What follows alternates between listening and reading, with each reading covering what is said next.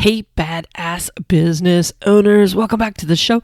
I had two great conversations this past week with some folks with some businesses, and there was some interesting advice for both of them that was very similar, even though they both were in different stages of their business.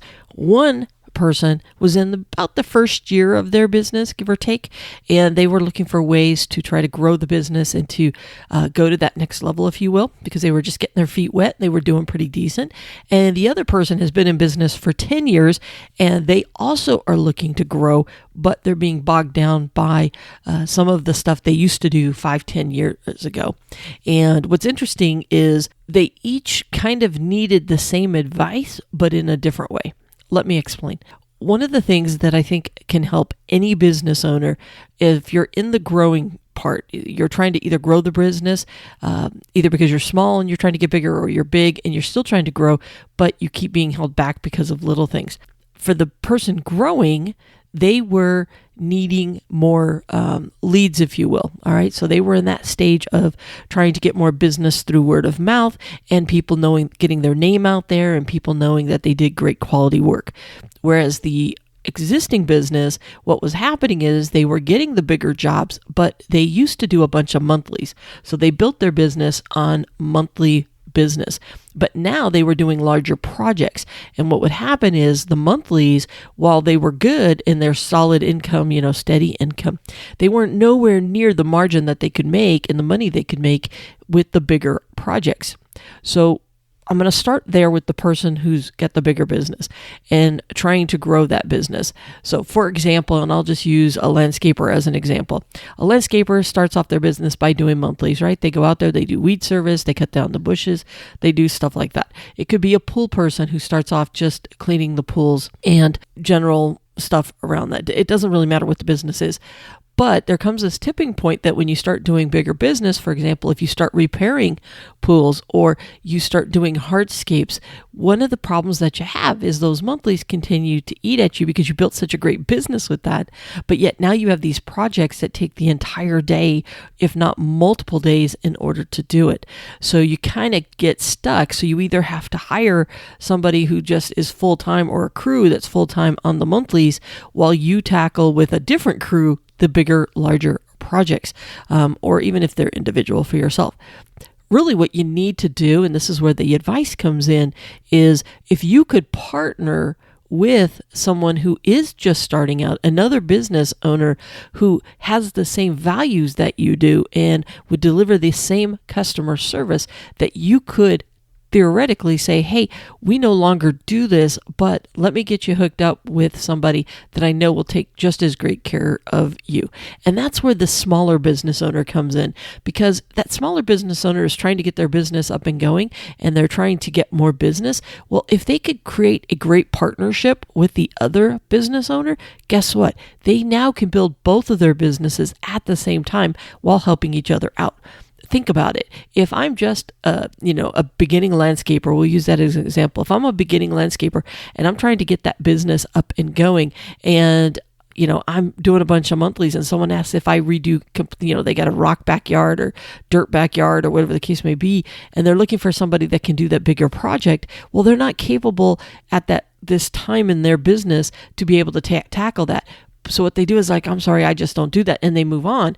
Versus if they had this partnership with the bigger landscaper, what they could do is say, you know what? I don't, but I know a fantastic company that's going to take great care of you. And we actually work together on some projects. So they turn it over to the larger landscaper. Same thing with a larger landscaper who goes in, does some hardscapes, redoes someone's backyard, but yet they're looking for someone to do the general maintenance ongoing. They can pass it back to the other person. So really it's a symbiotic relationship to where both are helping each other out and to grow the business. Now I know what some of you are thinking, well, they're just going to steal my business if I do that. Listen, they're in a completely different mindset where they are today. And if anything, you're giving a boost up to a business and helping them out. And if you can create a really good business relationship, the more power to you. And if you're the bigger business, create multiple little ones that you can pull in and have help out at different times, because now you're helping these other businesses get going. And if you do lose one who gets a little, they get too busy for themselves or big for their britches or whatever the case may be, you can now, have them easily replaced with somebody else. So my main point is that I think sometimes we get into this silo where we just think that we're the only business that can do it, or we're afraid of the competition, or we're afraid to reach out to these other businesses and to work together, because you can form a great partnership. If you go back to that pool person, okay, if that pool person has, they kind of just worked on their pool in their backyard and they started a business doing it because they're pretty good at balancing the chemicals and making sure they're clean and all this other stuff, but yet they don't know how to fix a pump that breaks down or leaks or painting the deck or whatever the case may be, they definitely could benefit from somebody who has graduated their business to doing that piece of it. All right. Now you need to vet these people. You need to talk to them. You need to come up with some mutual understandings, and you need to constantly pay attention to make sure somebody's not, backstabbing the other person. I'm not saying it doesn't come with risk, but you know what? Most of the time, what I find is when a business gets bigger and they really only want to focus on those bigger projects, they really don't want to do the monthly type of things or the little type of things, because they've realized that it's money. It all comes down exchanging time for money, and they make more money doing these other projects. So they don't really want to try to steal your business. Now, the little guy might try to expand and whatnot, but that's where you just keep an eye on them. Another person that this is a fantastic thing for is if you're a handyman just trying to get your business up and running, think about it, because as a handyman, you kind of do a little bit of everything. Well, if you can partner up with a bunch of tradesmen or people, a plumber sometimes might get asked, if they do drywall and they put it back. Well, no, but I've got a great handyman that can do that. The plumber wants to come in and fix the leak. Trust me, they don't want to be sitting there trying to do the drywall portion to fix the wall where they just took it out. They need someone that they can partner up with. Same thing with an electrician. You might have a remodeler, and a remodeler might need some help on some little things that they don't want to take care of, or the last minute to go through and to fine tune some stuff. I think a lot of you can find somebody who is a great partnership. A business that does this very well, for example, is weddings, because there's so many moving pieces in a wedding. They all kind of partner together and they refer each other out. Like the cake person might refer out for the wedding dress person to the photographer, to the flowers person. There's so many moving pieces. Well, take your business and step back and ask yourself, who would I benefit from partnering with? Because you have enough in common that you can make something work. And if you're in the beginning stages, look for someone who can take on those bigger projects that you're always having to refer out. If you're a bigger business, look for those little guys that can help fill in the cracks of the things that you can't do anymore, or you don't want to do anymore. If you're brick and mortar, is there a business next door or in the same shopping center that you can partner up and do events with? When I had my ice cream shop, I used to partner up with the pizza place so we could do dollar nights. So I'd be doing dollar scoops and he'd be doing dollar slices of pizza. Whatever the case may be, I think a lot of times what happens is we know we want to grow our business. We're trying to think of ways to grow our business, but we fail to think about the fact of if we partnered up with some people that we also could grow our business. And you can have a really good, strong relationship. Will it last forever and a day? I don't know. It just depends upon that relationship. But in most cases, if you can partner up for 6 months, for 12 months, for 18, you can now create a very good, solid business. There's a lot of guys out there that do. You know what? I have a foundation engineer that I partner with whenever I need to have those done on the houses that I sell out on acreage that are manufactured that need it. Well, guess what? He's got a list of partners he recommends to do the fixes.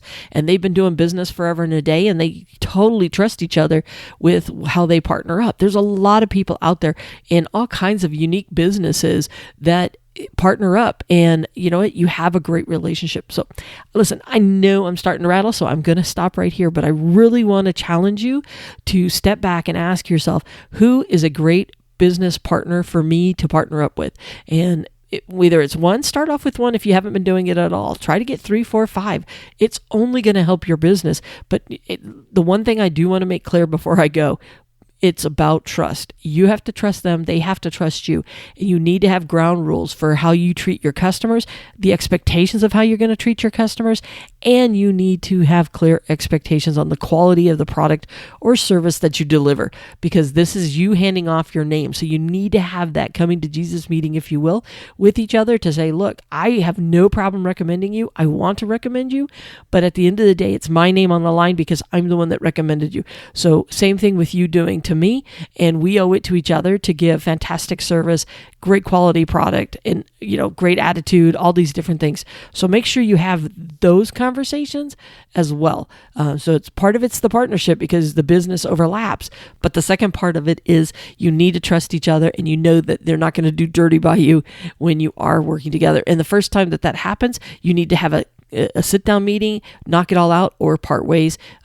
People make mistakes. That's one thing. But if it seems like you're constantly getting some feedback, let them know. You know what? Tell your client or customer, say, hey, here's the name of somebody I highly recommend. If they don't treat you right, you just let me know. Or if they don't answer you back, you just let me know. So you you can tee it up in a way when you give off the name that says, hey, you know what? If they don't treat you well, you just let me know. Because now if that happens, they're more than likely going to call you back and say, hey, I really appreciate that person you gave me, but they never really answered their phone, or they didn't do this. I mean, it happens all the time. I do tons of referrals a week because of selling houses, and I refer people all the time, and I always say, you know what, I'm going to hook you up with them. I'm going to tell them to take really good care of you, and I follow up with that. Is that way they will let me know if somebody doesn't, so I know I need to look elsewhere. All right, you've heard me talk about the power of partnering up with a real estate agent. That is by far still one of the most powerful partnerships you can make out there.